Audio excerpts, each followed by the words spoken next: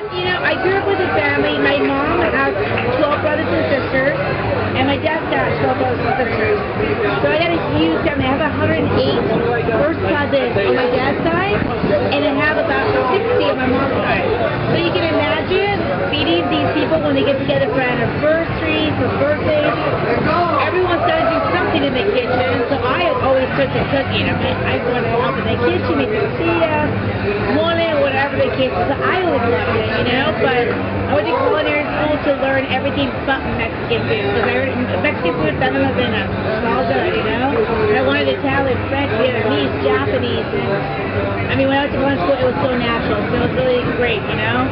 But my style is very different because I think having the Mexican very natural in my skin and my face was great, but now I used to do everything. So like my restaurant Entrevista, I have raviolis, nuevos cilantros, double grilled cheese and ricotta, and cremini, shiitake, tequila sauce, and you're like, that's Italian, Mexican, who the heck knows what? I'm like, yes, but it works. But you know, it's been great being here too because I showed up to the press conference and I was the only chef in a dress. And they were like, where's your chef coat? I go, I don't wear chef coat. They go, why? I don't have to prove myself anymore. I'm good. I'm good. I want to wear a dress. I want to be a very feminine, sexy woman in the kitchen that can have burns, marks, and still know exactly what I do without having to be like, I need a chef coat. I mean, look at me. I wore this. Everyone else has a chef coat, and I'm like, in my restaurant, I wear combat boots, headbands, and t-shirts that are cut off. So I look like a rock star. But I own the place, so yeah, really I can break every rule I want. I've already worked for corporate America. I already worked for chefs that yelled at me, like, Susie, this and cussed at me. Like, I have a good spirit. I tell my chefs I want you to wear your outfit to, you know, they got to work for their status like I did, but for the most part, I already proved myself. I own my restaurant, my catering business, I've been on Food Network. Now it's my style and everything about me, and I break all the rules, so I might as well break the outfit rule too, you know? Why not?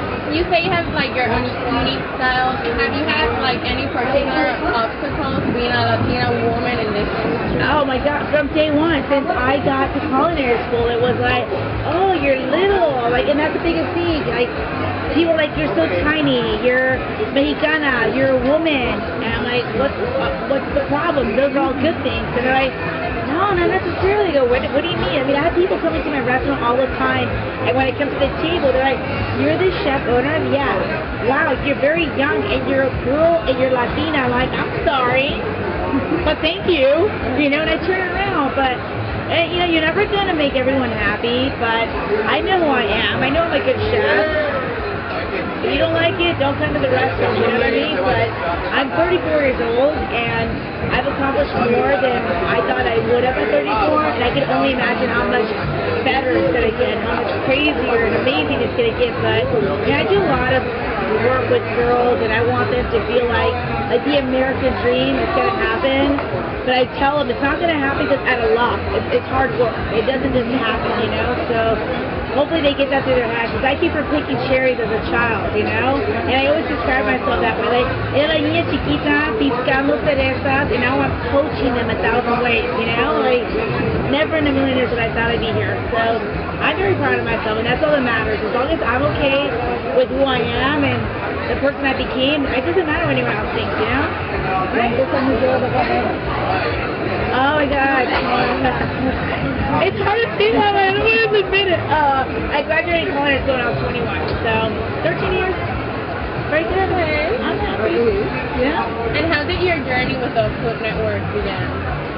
Well, you know, I watched a lot of TV, and I remember when I was 16 years old, I was dating this guy, and I remember like watching TV, and I've always been like enthusiastic about cooking. And I remember, and I still talk to him and his sister. So I remember telling him like Rachel Ray was on, like, one day I'm gonna make it on Food Network, and his thought process was like, yeah, okay, whatever, right? And I was like, I didn't think anything of it. Then I, you know, broke up with him, went to San Francisco, went to culinary school. Moved to Aspen, did all these things, whatever, married my husband, you know, and I made it on Food Network, and he found me on Facebook, and he was like, I cannot believe that you made it on Food Network after you told me that you would, like, wow. And I was like, thank you. But it took him like 10 years after I told him this to, like, you know, and it was crazy. But I was so happy that he was able to put his pride aside and say, I'm proud of you. And I was like, yeah, let's go. But, you know, you tell people, like, you know, you grow up and people say, I want to be an actor, I want to be a policeman, a firefighter, like, I want to be an actress, like, all that. And I said that. I want to be a Food Network star. I want to be a chef. And it happens, you know, and very rarely do you hear it, but I'm happy that it happened, you know. I accomplished it. My mom, my sisters dice que soy loca. Cuando les dije que estaba en el Food Network, no sé si, ella me dijo, no, te prometo. I was telling anyone, but like, te prometo que I'm going to be on Food Network sometime in January. They're like, Susie, I go home right now, they don't believe me. Then the Food Network called my mom and said, your daughter's runner-up, you have to be at the show. If she wins, like, hey, congratulate her. If she doesn't, like, support group. And my mom was like, you're kidding me. They flew her to New York. My mom's never flown anywhere. My mom doesn't even speak a lick of English. Puro español, you know? So fue a Nueva York y dice, ay, tipo ahí me estaba doliendo que estaba hablando todo. What's going on? What's going on? And then she went on TV and met Bobby Flay, Giada, all these famous people. She had like, hola Sofia. I go, you don't understand who you're talking to. She's like, no me importa, I don't know who they are. You know, and then she watched the show, because like we found out that I didn't win before the show started. So then she watched the show and she was like, una hija. And they just saludos de familia, Spanish boss, and she's like, ay, hijita. And all of a sudden it's like, so proud of me. But even my mom, being a traditional Mexican mother, did not believe that I would, you know? She was like, mija, hay que cocinar para la esposa, like, cálmate, madre mía. But I picture her. ¿Cuánto te tomó, o sea, cuál fue el principal reto para tú lograr ganar? A mí, ¿sabes qué? Yo pienso, ay, no sé, se me hace tan raro decir eso porque no sé, you know, yo siempre quería hacer algo. You know, mis hermanas están casadas, tienen 4 hijos cada una. They're happy in their lives, so I was wanting more, you know, like, we don't even have any kids, you know, and it's my career, and he's like, where do you stop? And I'm like, I don't know, because my dad died, you know, before I graduated culinary school, and I was the only one that didn't get him to walk me down the aisle. I was the only one that didn't get to see my accomplishments, because he passed away, and my corporation's called my father's daughter, because I feel like I'm living him, you know, I'm like living for my dad's dream. He came to America with that American thing. He wanted to succeed, he wanted to be amazing, and he didn't get the opportunity, but unfortunately and fortunately for me at the same time, it's like almost a bittersweet thing. I was the last person he talked to before he died, and he told me, like, you know, mija, vine a los Estados Unidos para darles una vida de American Dream, y no pasó para mí porque estoy enfermo y yo sé que me voy a morir, porque los doctores dijeron que vas a morir en 24 horas. Like how realistic is that, right? Pero le dijeron, te vas a morir, yo sé que me voy a morir, pero yo sé que tú tienes la oportunidad de sobrevivir toda esta pobreza y tener un sueño, y no dejes que nadie te diga que no. Tú vives cada día como es el último día. And I remember he went to surgery, came back, died. But I took that, like, 21 years old, going, oh my God, and then that's all I lived for, was my dad's American dream. And I felt like I had something in my heart to, like, you know, to keep going. And I was like, okay, no lo voy a hacer para mí. Even when it got hard, I lived in my car in culinary school. I lived in my car in Aspen, and it's just because I kept saying I'm going to make this happen. But it went beyond myself. It was my dad, and it was always, you know, me dejó que soñara, you know. But without that, by saying bittersweet, it was the worst moment, you know. Like, but at the same time, me crying a lot and me missing him, whatever, I'm a success because of him. So he's my God. He's everything I dream about. He's everything that I work hard for, you know. And sometimes he's like, stop. I go, I can't. My dad, you know. It's hard, but I'm happy. Making it proud. So yeah, everyone needs that little push. Yeah. And that's one of those pushes you can't go back and be like, papi, ¿sabes lo que me dijiste? No, it's like a done deal. Like, you gotta just do it, you know. And one day I'll reunite with him and be like, gracias. You know. But I think that's what helps me a lot.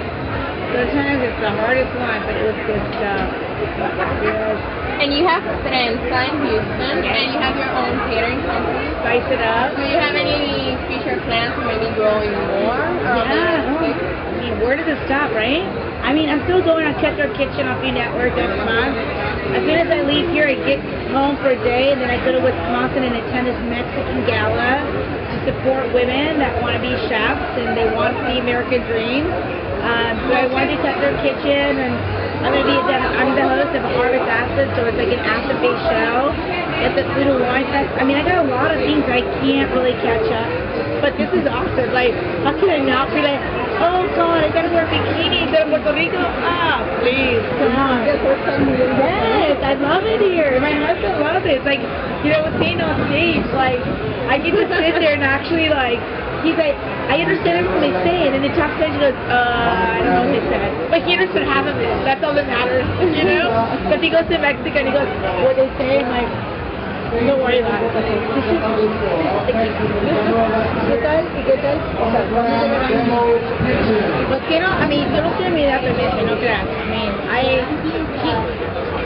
quiero esperar hasta el right moment, pero no porque sabes que igual que mi papá me dio la oportunidad de ser la mujer que yo soy, la mujer, o he sido muchacha, la mujer que soy, igualmente yo quiero un niño para decirle, hey, vámonos, hay que trabajar, hay que hacer algo, pero no me puedo imaginar qué va a ser un doctor, I mean, president, who knows, but I know that I'm going to have children, and I'm going to push them to be like, don't give up, because people told me to give up. People told me, no, no, no, and I'm the one that told myself, no.